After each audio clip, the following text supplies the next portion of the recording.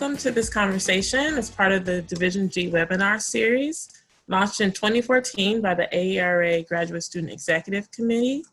These conversations highlight scholarship, discuss contemporary issues, and connect Division G members with the greater educational community. Division G focuses on educational issues in social context, such as an examination that takes under consideration social, cultural, political discourse, and economic influences. For an archive of our previous webinars, please visit our AERA Division G YouTube channel. Also be sure to join our Facebook group at AERA Division G Students and follow us on Twitter at AERA Division J, and that's DIV. I'm sorry, DIVG. So at AERA DIVG. We'll be live tweeting, and our webinar hashtag is hashtag DIVGchat. Thank you for joining us today. My name is Kalia I, and I'm a PhD student at the University of San Diego and a member of the Graduate Student Executive Committee. I would also like to introduce my colleague and friend, Jennifer. Hi, I'm Jennifer Wilmot, a PhD student at the University of Kansas, if you can't tell by all the lovely basketball stuff in the background. I am also on the executive committee, and we are so glad to have you all here with us today. Thank you, Jen. Today we have the pleasure of hearing from Drs. Antar Tichavakunda, Dr. Farima Pour-Khoshid, and Nelson Flores. They will discuss how their scholarship is tied to the love that fuels their research and how radical love can sustain and heal us as we navigate the academy. And we took a lot of time in preparing this webinar in addition to our upcoming pre-conference, and we were really looking for scholars that we felt embodied radical love, and so we believe that our panelists today do that. So we're super excited to have them. As we recognize the pressures of fitting into the constricting structures of the academy, our scholar mentors will reflect on building community and how their work is much bigger than the academy itself. If you're a graduate student seeking mentorship opportunities at AERA, our pre-conference is a great event to meet early career and tenured scholars to give advice on your doctoral journey. Thank you all for joining us. Thank you, Kalia. So please continue to introduce yourself in the chat box, and we will also make sure that we have the Precon application link added to the chat box as well. So we are going to begin today by asking our guests a few questions, but if you have questions, please continue to add them to the chat box as well. So can we please have our scholar mentors just state their names, their institutions, and their specializations?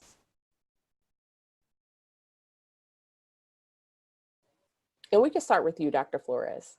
Oh, okay. My name is Nelson Flores. I'm an associate professor at the University of Pennsylvania. In my specialization, I look at the intersections of language and race and bilingual education in the United States. My name is Antar Tichavakunda, pronouns he, him. I'm an assistant professor of higher education at the University of Cincinnati. I'm really interested in kind of like the sociology of race in higher education, specifically looking at kind of like Black student life at predominantly and historically white institutions.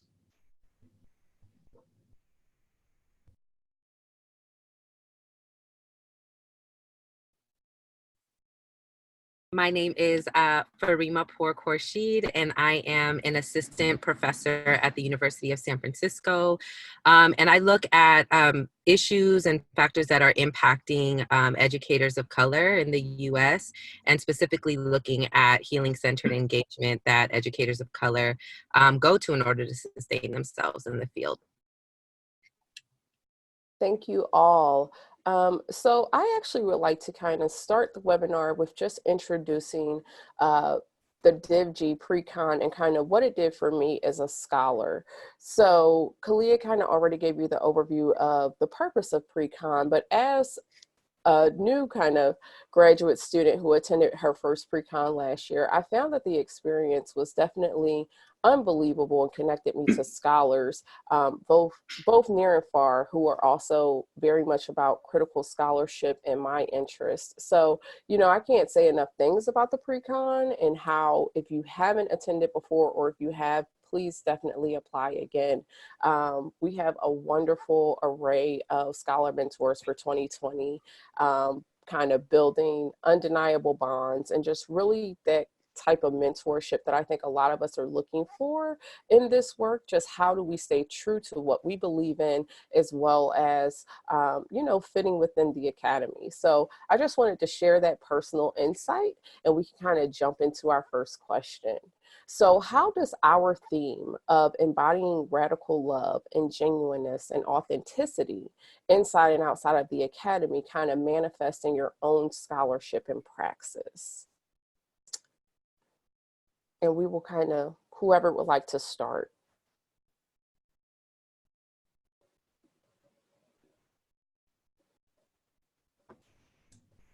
I guess I'll start. I think the first thing I think about when I hear this question, and I'm super excited about the topic being radical love, right? I start to think about like, okay, what is radical? And that's one thing that I wrestle with, and I think we all should wrestle with, but I know I personally wrestle with that. I think of what Joy James, kind of Black feminist thinker and writer, and she kind of really pushes readers to think about what is transgressive versus what is transformative, right? So I always kind of wrestle with that. So I want to kind of preface it with that, like what is radical, what is transgressive, what is transformative? But I think for me, I kind of ask myself a few questions, right? So one, I think about what am I willing to sacrifice? That could be time, that could be labor, time spent with students, time spent in meetings, time spent in committees, time checking other people's papers, getting feedback, right? That could be awkward moments. It could be me potentially alienating people by trying to speak up when I feel like something is wrong or oppressive. So what am I willing to sacrifice? I'm also thinking about how am I in community? That question I continue to wrestle with. It's my second year here at University of Cincinnati, so I'm still figuring out and building communities. But I think in academia, in a lot of ways, is like inherently individual. So how do we bring in the community kind of ethos in something that's inherently individual? And I think that is very transgressive and transformative. So I try to think about how am I in community? How am I in solidarity? And further, like I study, Black students at PWIs. I think I always say I endeavor to not be goofy. I think it's goofy if I'm studying Black students at PWIs, but I'm not in their lives, right? So, I'm like in communication, contact with the Black Student Union here, trying to avail myself as a resource and reaching out to them.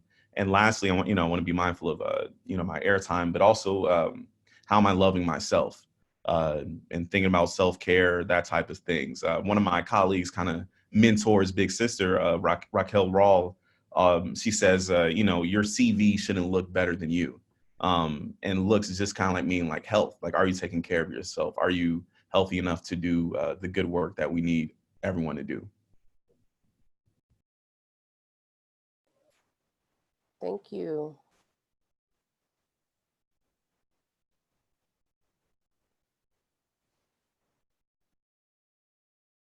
Unmute myself. There we go. Okay, I can follow up. Thank you for starting us off with just thinking about the term radical, because I think that is an important part to consider. And when I think about radical, I think about the way Dr. Angela Davis talks about it, right? About like radical simply means grasping things at the root. And so when I think about radical love, my work ultimately, my research, my me-search, if you will, is really about how we're healing from the roots of oppression. Like, how are we healing from structural violence? How are we constantly thinking about not perpetuating the very systems that we've been impacted by?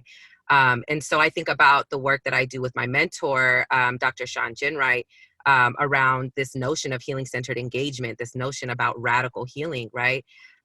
What does it mean to really think about this work, not as just something that I research, but something that I'm constantly engaging with for myself? And so my research is really, as of now, it's a 5-year ethnographic study looking at how, at a grassroots level, educators and organizers of color are coming to this space voluntarily because they know that if they heal themselves, that work is ultimately impacting their students and their communities and the next generations, because we know that in order for us to heal, those cycles need to be broken, and it doesn't just break overnight, right? There's some intentional work that needs to be done.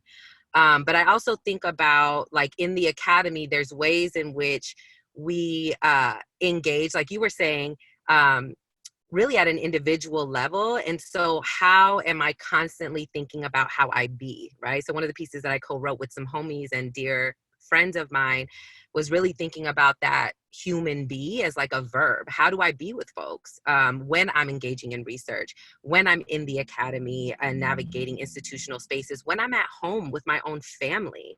How am I showing up for them? How am I showing up for the folks that didn't make it to higher education? How am I showing up for myself?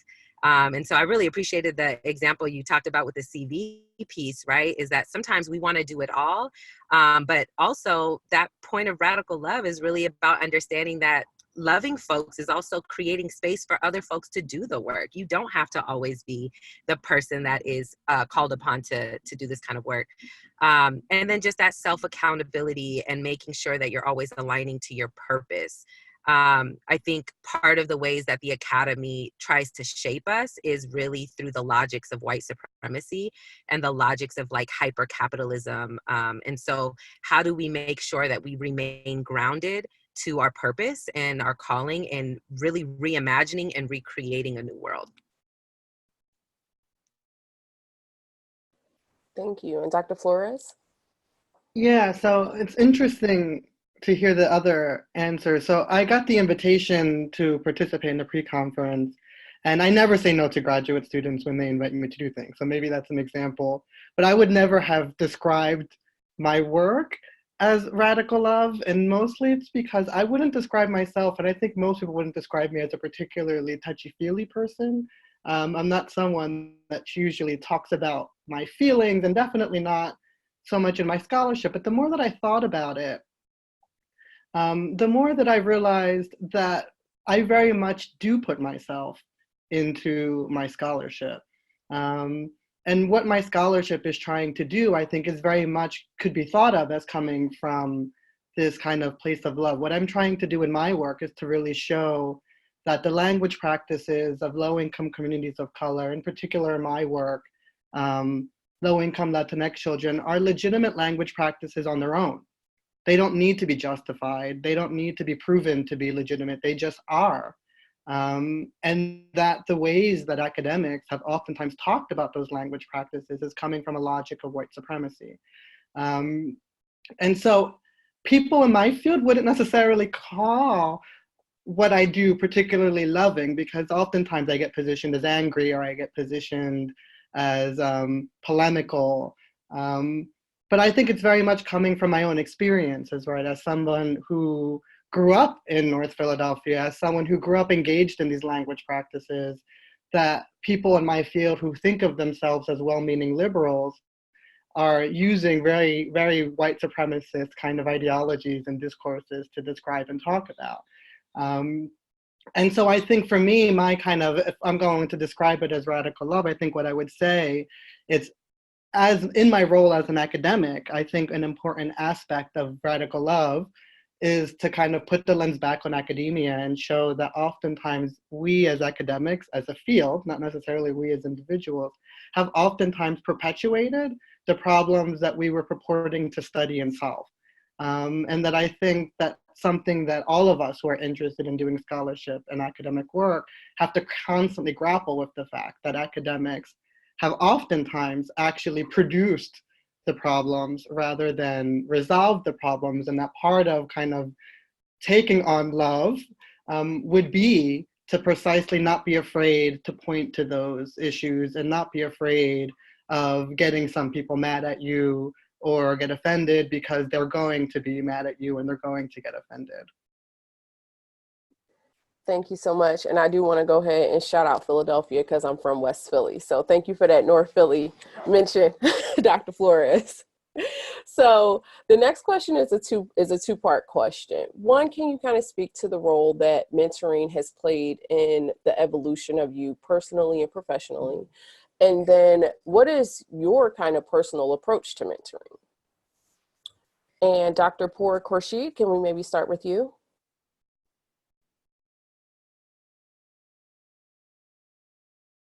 There we go. Got to do the extra step of unmuting myself. Yeah, absolutely. I really appreciated this question because I think it's so important to also think about toxic mentorship and how that shapes our desire to not want to engage in that type of mentorship. And so what I mean by that is I've learned so much by some of the folks who I've been harmed by in academia, who honestly, I think had good intentions and wanted to help shape me to be able to quote unquote survive in the academy and field, but in ways that perpetuated their own mentorship and the ways that they were kind of guided in the field that were very toxic, right? The ways in which they were hazed, right? The ways that they were told, you know, if you're sleeping, then that means you're not working, right? The toxic ways of productivity that were kind of instilled were not okay. And so I think part of that, all of the crying nights and all of the experiences where I felt alienated or I felt humiliated and all of those things really helped me to understand that that was not the type of mentorship that I needed, and that I didn't want to simply survive, right? And so that led me to really seek out other mentors, including folks that were not in academia, to help me to kind of understand how to live in the world in a way where I felt well and where I felt like I was doing divine work that was called upon for me to do, and that was sustainable, right? And so again, like some of the signs for me was, you know, how is this mentorship reciprocal? How is it non-hierarchical? How is this mentorship really about not necessarily exploiting labor or even intellectual labor? Like rather than taking my ideas, why not invite me to publish with you? Why not consider all of the ways in which we can actually, you know, co-present as opposed to me just helping you think through your own presentations, right? I think that piece is really important. And then also the competition piece, right? Like I don't want to be in competition with a mentor. And I also want to know that I can trust you and I can trust giving my work to you and knowing that, you know, you want the best for me because this work ultimately is about, again, reimagining and recreating the world that we want, not necessarily entertaining the ego and not necessarily attaining fame, right? And so part of that meant I had to really think about not just people's work that aligns with mine, because oftentimes someone's work doesn't determine how they show up in the world, right? There are folks who write about things, and then there are folks who live about the things that they write about. And so for me, that was really important to pay close attention to how certain scholars, certain individuals, organizers, whoever it is, how do you show up in the world on a daily basis? What does your humility look like when someone comes and wants to speak to you? How do you treat people when we go to a restaurant, right? Like those kinds of things are also important to keep me grounded in understanding, you know, who I want to be ultimately. And so I think for the second question, is this also the second question of like my personal approach? Yes. So for my personal approach to mentoring, because of that, is absolutely relational.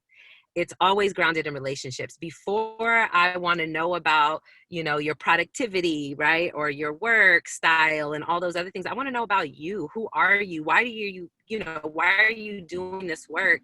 And how do we do this in a way that is sustainable? So I try to be really honest about like my capacity and saying, I want to support you in every way that I can. Let's go to a coffee shop and work together. Let's bounce ideas off.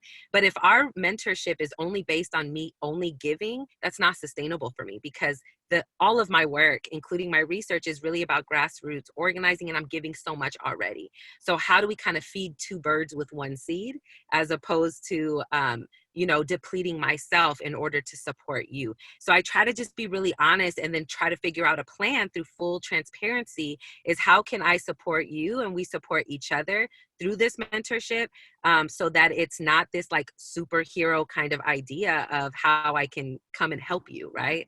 Because that's not sustainable.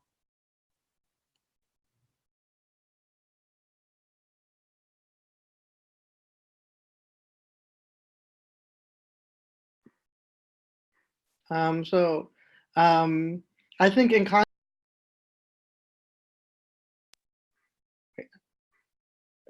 I unmuted now? Yes.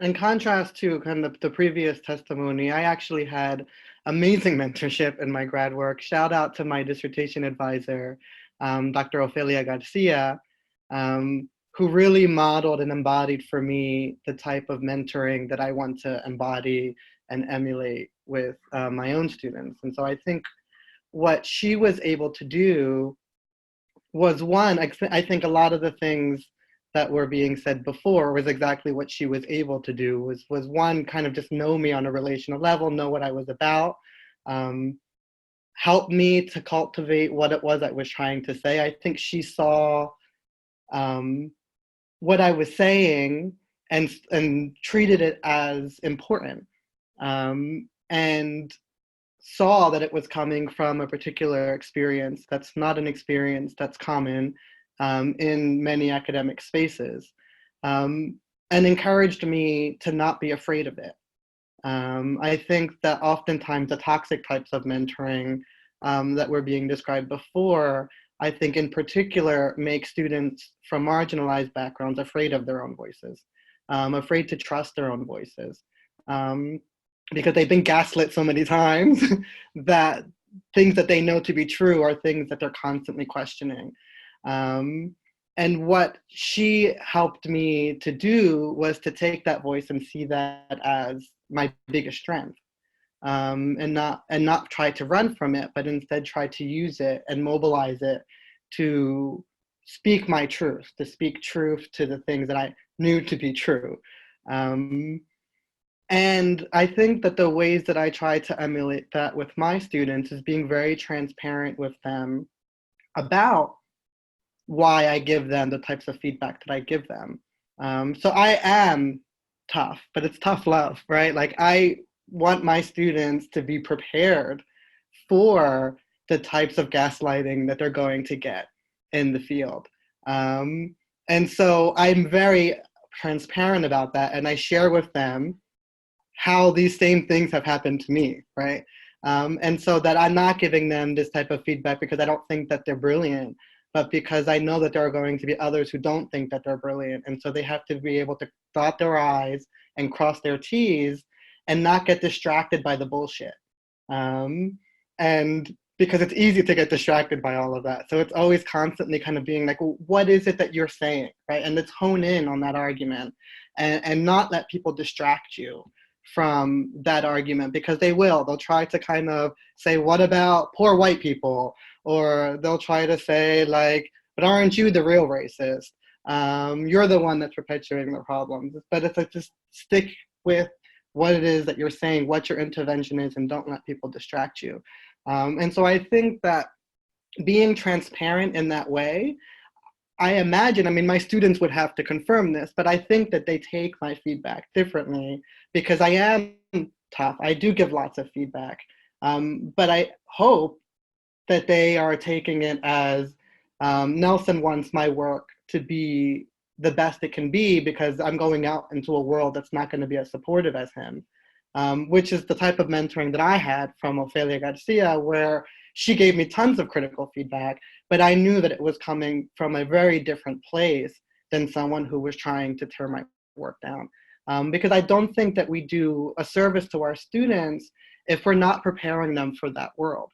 I think that I've seen, in particular, well-meaning liberal academics kind of not wanting to give critical feedback to students because they don't want to hurt their feelings or for whatever reason. And then their students go out into the world and realize that they're not prepared for the type of hostility that they're sometimes going to get. So that's kind of my answer to that question. Thank you. Awesome. Yeah, I love what you all are saying. First, I've never heard feed two birds with one seed, Farima. That was awesome, and I love that. And yeah, Nelson, like I completely agree with what you were saying about feedback. You know, like giving critical feedback from a place of love, I think is so important. You know, And I think as mentors, as scholars, we need to learn how to endeavor to create spaces where we can provide critical feedback. And so, like, it's one thing if I give, 20 comments on a 2-page paper without letting them know where it's coming from, but so just doing that extra work, I think is super important. It's something I try to do.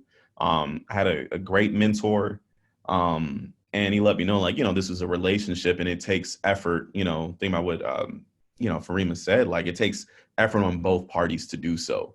And yeah, it's work. And I think one of the things I'll touch on, because I don't want to repeat everything you all just kind of said, because I love what you were saying, but just being in a place where I want to foster a place where I can model for my mentees and whoever I'm working with how to be courageous in the academy.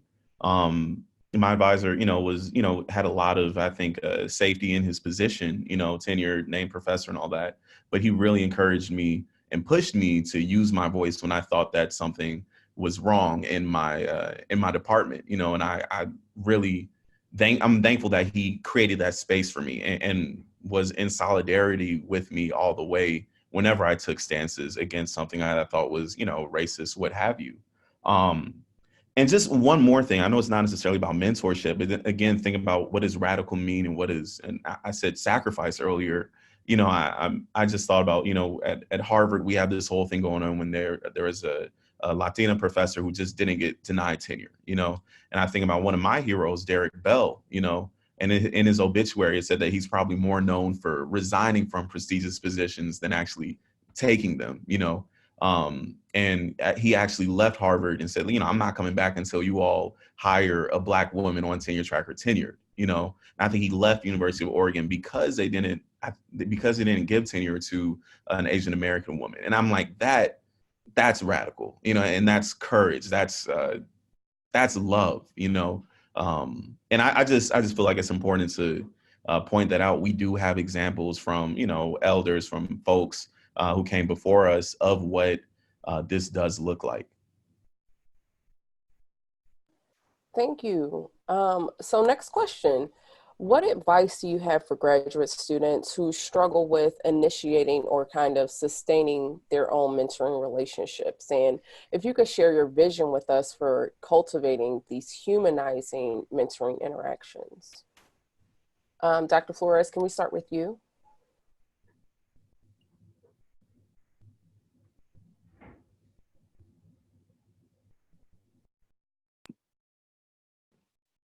Okay.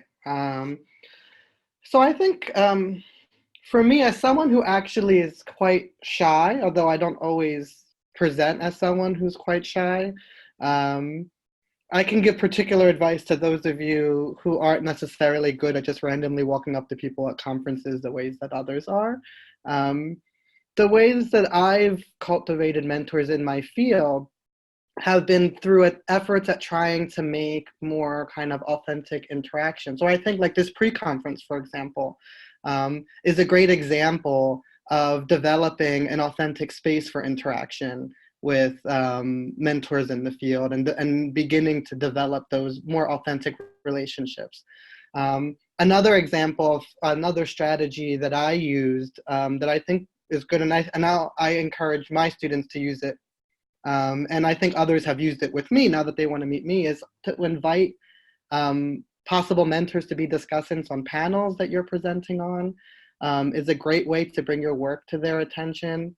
And I know as someone who gets invited to be a discussant now, I really love it because it brings work to my attention that maybe wouldn't be brought to my attention otherwise, and allows me to develop more authentic connections with emerging scholars who really want kind of my perspective on their research, right? And honestly, I think that those types of kind of spaces where you're trying to kind of develop authentic relationships and interactions are oftentimes more effective at developing sustaining mentorship than the randomly going up to someone at a conference, which is great, but oftentimes that's not really going to lead to something more sustaining than, I mean, I love when people come up to me and introduce themselves to me at a conference, for example, but unless there's some type of meaningful interaction that follows from there, that's not necessarily going to turn into a mentoring relationship.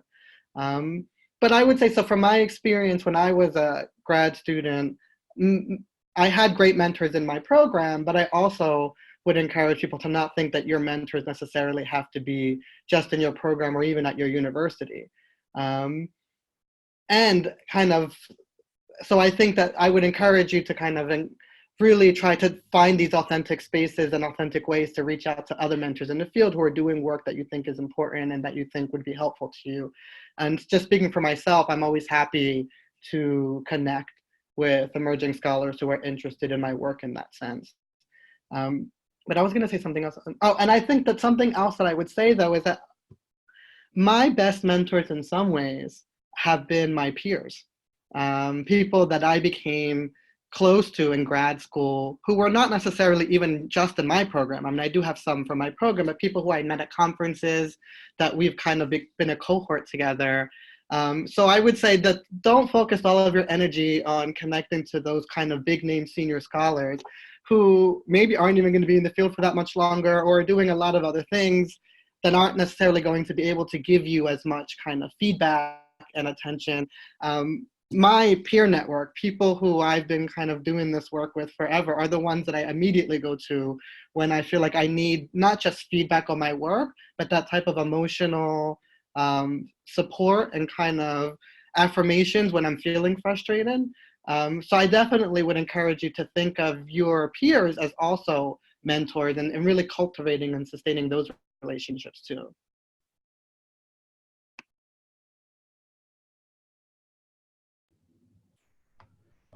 Yeah, I'll just add it, like, just to piggyback, I guess, mentorship can come in so many different forms. I'd encourage everyone to get into some type of writing group, and I'm a big believer in collectives in general. As a PhD student, I helped start kind of like just Black students in our program coming together and discussing, different papers or different works. And it helps us learn how we each other think, and just another way for us to interact. So I would encourage everyone to just think about, like I mentioned in the beginning, like, how am I in community? And that, I think, mentorship comes from that. And again, just on a more, I think, practical level, if you're going to a conference, it's helpful to check out who's presenting. Shoot them an email. Hey, can I treat you to coffee? 30 minutes. Here's some time where I'm free. I like that. I love coffee. Typically, I mean, that's neither here nor there. But yeah, I mean, and I think it's oftentimes like just flattering too. Like, if I read a really amazing piece or journal article, book, whatever, I'll just shoot an email to the author and be like, hey, I loved your work. I love what you did around X, Y, and Z. Sometimes it stops at that. Sometimes it turns into us catching up at a conference. But I think it's I think that's okay as well, saying like, hey, I really like your work. I'd love to chat with you a bit about what I'm doing right now.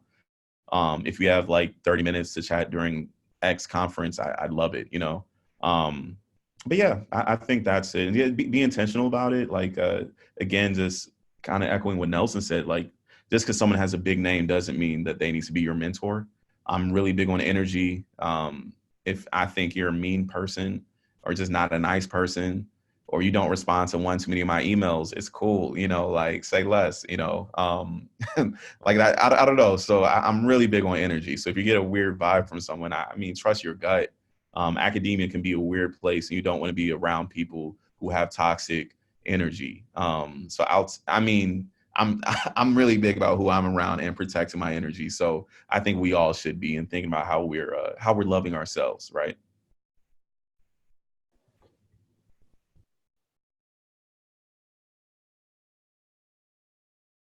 There we go. Okay, now I can unmute myself. I appreciate you ended with energy. I think that's so, so, so important. I guess for me, my advice would be organize. I mean, so much of my mentorship was happening because I was organizing alongside folks. And through those different organizations, I was able to build relationships over time with people who became mentors naturally. So I think that piece around community is really important. I also think that, the piece around your peers and other graduate students in your program, don't ever underestimate the brilliance and the amount of support that you get from quote unquote everyday grad students. You know what I mean? There's this way in which we kind of create this hierarchy of like who can be a mentor, who is more, you know, what name, right? What name do I want on my work? And I think that could be really dangerous. I think we can tend to overlook the people in our own classes sometimes in graduate school because we don't think that they will have, you know, they're not as of value as like others. And that's also perpetuating the same kind of white supremacist logics that we're trying to dismantle. So I think that the relationships of grad school are really important. Those are some of my best friends that I can't even imagine living my life without. And honestly, one of the reasons why I was able to even finish grad school was because of some of my best friends in the program, whether they finished or not, still remain my intellectual thinking partners and my ride or dies, if you will, right? So that's the other piece. And then I think one more important piece is go to conferences and just be. Like really observe. Don't try to be, there's this term, and I don't mean to be inappropriate, but they, you know, it's like the scholar groupies, right? Where you like, you see people just going after big names and waiting around and, you know, don't be that. Don't be that. You know, you can love and respect people's work and really kind of sit back, observe, and like look at others around you, network, build, go to the Black and Brown party is always the place to be. You'd be surprised how partying, don't do too much though, because, you know, we all have stories of that one grad student that did too much, so don't do too much. But those grad parties and those conference parties are great ways to build relationships with scholars in humanizing ways. You know what I mean? So definitely just think about how can you be your best self and your most authentic self and kind of put yourself in spaces where you can build naturally with people. And I think a lot of my relationships have really happened through that conferencing experience. I wish I had a tambourine. Like there's been so many good points. I just feel like I need to be like, yes, praise with the tambourine. Sorry, I'm still gathering myself from Don't Be a Scholar groupie because I was like, it's a name for that. Let me find out. So we just want to remind everyone, if you do have questions, please drop them in the chat box. Scholars, we're just going to have like two more quick questions. And one is just, can you speak to what has been your experience with AERA as a mentoring environment? So I know Dr. Pour-Khoshid, you just brought up like the Black and Brown Party, but does everyone have any more examples of kind of how mentoring has unfolded in this specific space?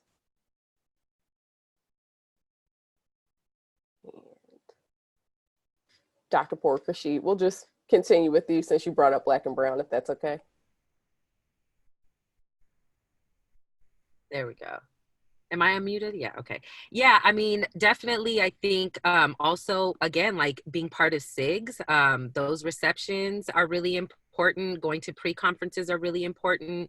Oftentimes when you go to, like, for example, the pre-conference that these grad students are going to go to, when you meet those different scholars, I think it's good to ask them, like, where are spaces that you go to that are helpful for, you know, building and networking, but also conferences that sit outside of AERA, which a lot of AERA scholars are part of, are really, really important. So I'm a board member for the Education for Liberation Network, and we put on Free Minds, Free People, right? And that's a conference that is national, it's grassroots organizers, it's young people, it's scholars, and we're all in a shared space. And through those kinds of spaces and conferences that happen outside of the academy, you're able to kind of meet at that third space, right?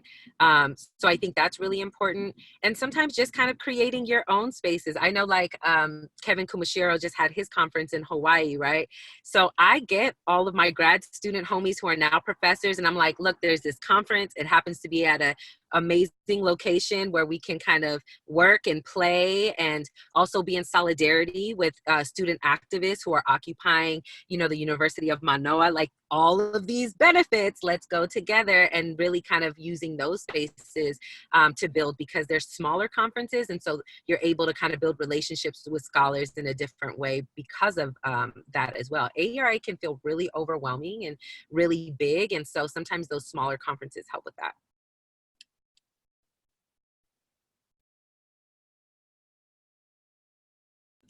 Yeah, I would just add, like, I don't do I'm not the best in like big groups. Like AERA is too big for me. It's like overwhelming just being around a lot of people. Like that's just not me. So thinking about how you can make the conference small, that's helpful. And if pre-conferences are super helpful. One of my writing groups is from like a pre-conference I did at ASH, one of the higher ed conferences. And yeah, like I said, I just want to echo, like, it may seem intimidating, but, email folks, if you see, like, go through the conference, see who's presenting, see who's doing a presentation that you just find kind of interesting, and just shoot them an email. I mean, a lot of people are busy. It may take them a while to respond, but, there's no love lost from shooting an email saying, hey, let's grab coffee for 30 minutes. That's been the most beneficial for me. Like literally just sending a cold email. Hey, I read this article that you wrote. Hey, this sounds really interesting. Can we chat? I'm doing work around this. And I think you'll be surprised as to how receptive a lot of people will be.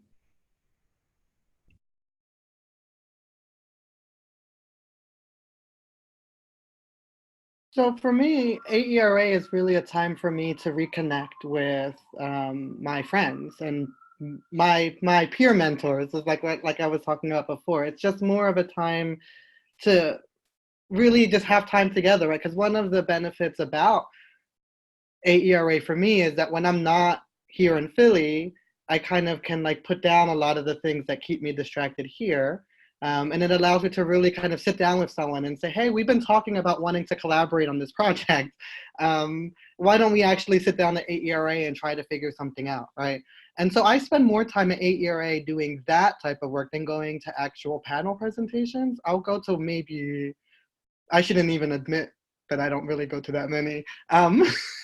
But it's usually not, I don't find it usually a useful use of my time to go to a panel and listen to people talk at me for an hour and a half or so. I'd much rather use that time to meet with someone that's actually going to turn into something. And now that I'm kind of at a different point in my career, I'm using a lot of that time now to actually do this type of work, right? To kind of connect with grad students and other emerging scholars. Because I think it's easier for me to do that type of work in person, right? To kind of like really get to know someone on a personal level rather than through email. And I think that I've developed a lot of good relationships there. So I think for me, I see AERA more as kind of do what you want to do and don't feel like you have to do whatever you think you're supposed to do at AERA. My first year, I went to like a session every single time and I was exhausted. And most of the presentations I went to just weren't relevant because I didn't know how to read the conference in terms of what SIGs were or what divisions were. So I went to things that were really outside of my field and didn't really know what I was doing.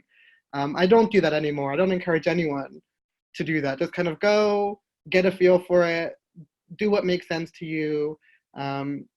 Take advantage of the pre-conference to meet people who can then connect you to other people, right? So like I oftentimes will meet grad students at conferences and then I'll put them in touch with some of my students because they're doing interesting work together. And oftentimes that leads to a sustaining kind of peer mentor relationship that they kind of cultivate with one another. And I do think that those relationships, at least for me, have been much more important. I shouldn't say much more important, but equally important, at least, to that as the ones that I had with more senior scholars. Awesome. Thank you, Dr. Flores. And our last question of today, again, if anyone has questions, please drop them in the chat box. But what are you currently reading? So, Dr. Tichavakunda, let's start with you. What are you currently reading? So I'm really big on reading outside of like the discipline. I think that's just, I can't read journal articles all the time. Like I just can't do that. But so right now I'm reading like an old favorite. I think I read it about twice. Patrick Rothfuss's Wise Man's Fear. It's just like a fantasy novel. Like it's just a great fun book. And I'm also reading, I kind of like I read one book like kind of like before I go to bed, and another one and like earlier in the day. We'll try to get some time in. I'm reading Toni Morrison's Sula. I found out about that book through Kevin Quashi's The Sovereignty of Quiet. And he kept referring to this book, and I was like, let me pick this up. So just started that, but those are a couple of the books I'm reading. And I just want to emphasize, please read outside the discipline. Please read for leisure somehow, even if it's just 15 minutes. I just think that's super important and healthy. All right. Dr. Flores? Yeah, I'm probably a bad model of someone who reads outside of the discipline, but right now I'm reading a bunch of different things. I'm writing a chapter on the ways that funding kind of depoliticized bilingual education in the late 60s, early 70s. So I'm just reading a ton of different, I mean, they're actually really interesting. A lot of them are autobiographical stories of Chicanx activists in the 60s and 70s. So I'm reading a range of different things there. But now that I heard the previous comment, I think that my leisure reading is probably social media. Like, I'm a big Twitter person. I kind of, like, a lot of people don't like Twitter, and I understand why. Like, it's not something that I think is for everybody. But it, like, that's kind of my leisure reading, kind of going there, because I like curated my feed so that I'm getting tweets from people who are like pushing me to think about things differently. And so I would say that for those of you who aren't necessarily into kind of reading whole books, or don't feel like you have the time to kind of read whole books outside of the discipline, another way of kind of disconnecting, at least in some ways, from more academic texts is to kind of do some social media things. Thank you. And Dr. Pour-Khoshid?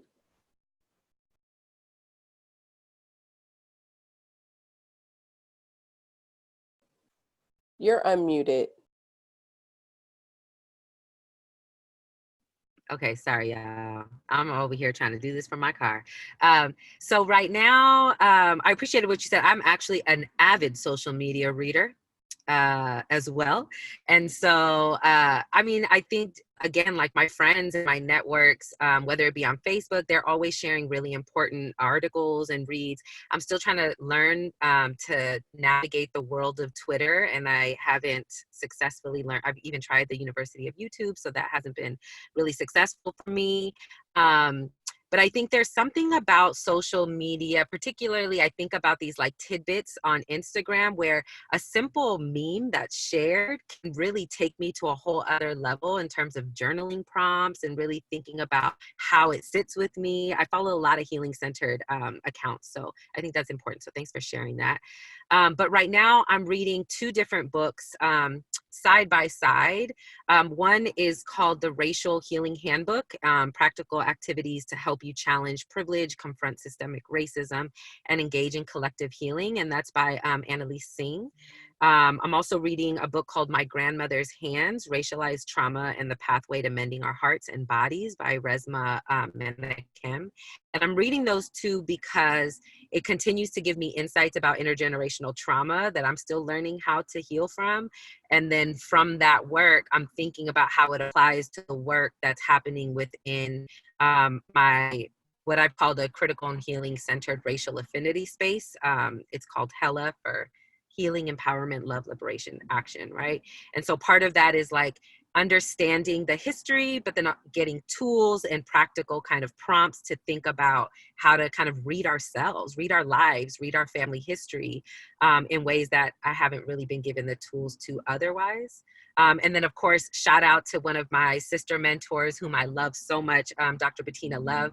I continue to read and revisit her book, We Want to Do More Than Survive, Abolitionist Teaching in the Pursuit of Educational Freedom, because I'm really trying to challenge my students to think about education beyond survival mode and outside of the spirit murdering kind of ways that we're trained to teach students. So.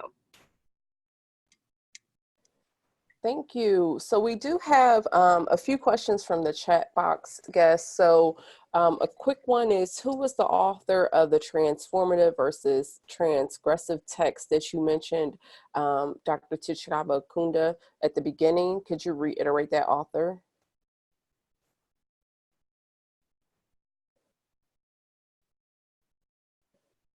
There you go.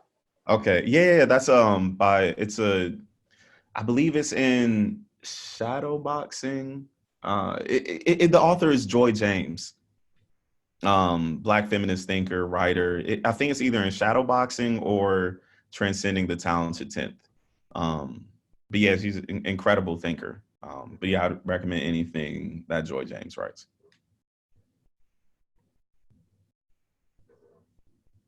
We have another question is, what would be your biggest recommendation to a first-year doctoral student?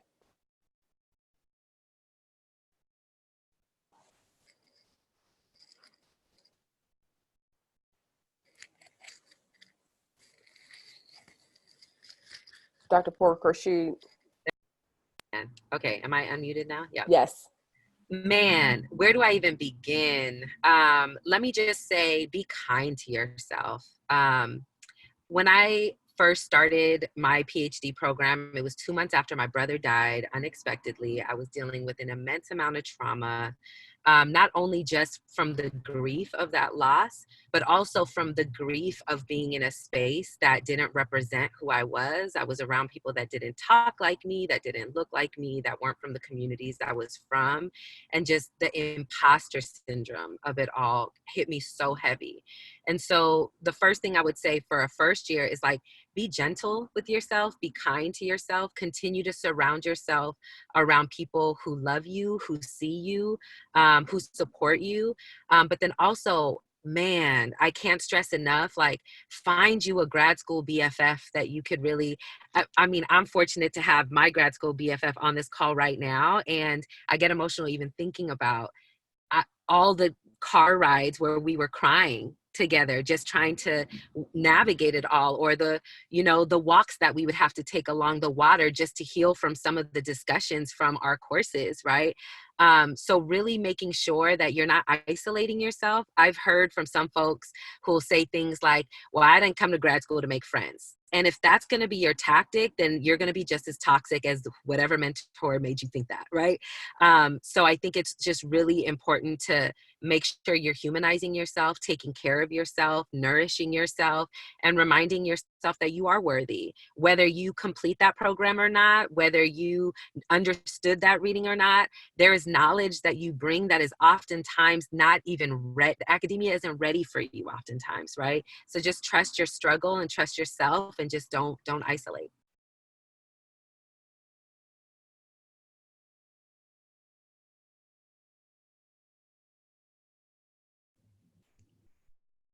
Yeah, and just like similar to that, I think, again, I always kind of go back to Derek Bell and like his thinking about like racial realism, the idea that racism is permanent in society, or, you know, will just manifest in different ways. But I think one of the things that's helped me and continues to help me is that I don't expect academia to love me. So what does that mean? Like, I'm not looking for love in academia, right? Like, it's a place that I'm actively working towards to change. But I think if you're looking for love from the academy, you're going to get heartbroken. So you have to look for a community, and that can be within academia, or it can be outside of it. But like, having a collective, as was just said, having a grad school BFF, it's integral. I don't know. I couldn't do this without community, wherever that may be. Thank you. And Dr. Flores? Yeah, I really don't have anything to add. I just wanted to underscore academia is not going to love you. I think that that's important to keep in mind. It's going to help you survive.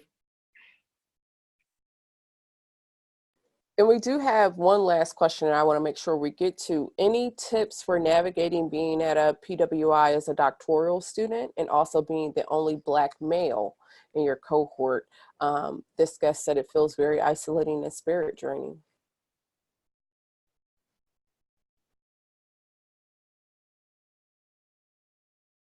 Oh, yeah, I guess I'll address it. Well, number one, that's difficult. And if you feel like it's hard, let me just validate or, say that, yes, that's difficult. I was only Black male in my cohort. Um, and it was isolating in another way. I mean, yes, it is isolating. Just want to affirm how you feel. But two, I'm not sure where you are, but look and see if your program doesn't have a lot of Black folks and that's who you typically hang out with and find community. Look and see what the grad school in general is doing.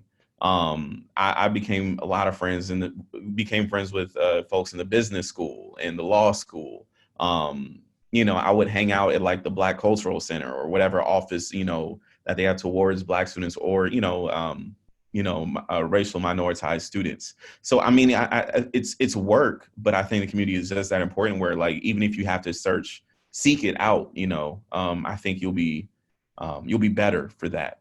Most of my grad school friends probably weren't in my cohort or education. Like I just had so many other friends, Black folks outside of it, but that's work to try to find that. So that's part of the navigation, looking for a community, trying to create that community. If there isn't one, what can you do in your own time to try to create one? One of the things that I helped start when I was at USC was create like a Black grad student group me.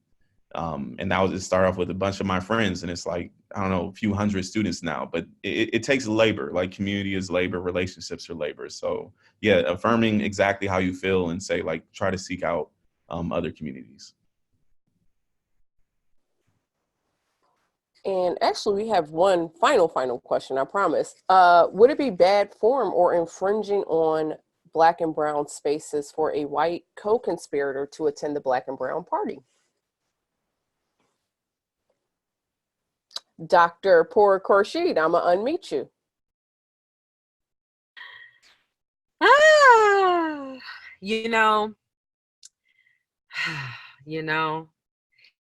That is such a low. Why I got to be the first one to answer that? I just, can we have a group dialogue on that one? You brought the party up. I'm going to unmute everyone. Awesome. I'm going to just keep it real. I have noticed that over time, there have been a lot more white folks coming. And it's up to you how you decide you want, just don't take up hella space. What I noticed this last Black and brown party was that there was a lot of white folks who kept entering into POC circles and trying to kind of, folks that didn't know each other. And it just felt really kind of invasive.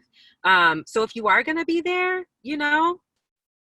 don't be at the center. This is a space that's supposed to be for Black and brown folks. And I think it's really important to respect that.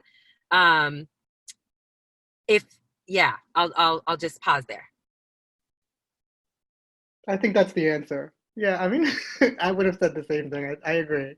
Yeah, just literally respect the space. And you don't have to hop in like all the dance circles trying to show your Millie Rock.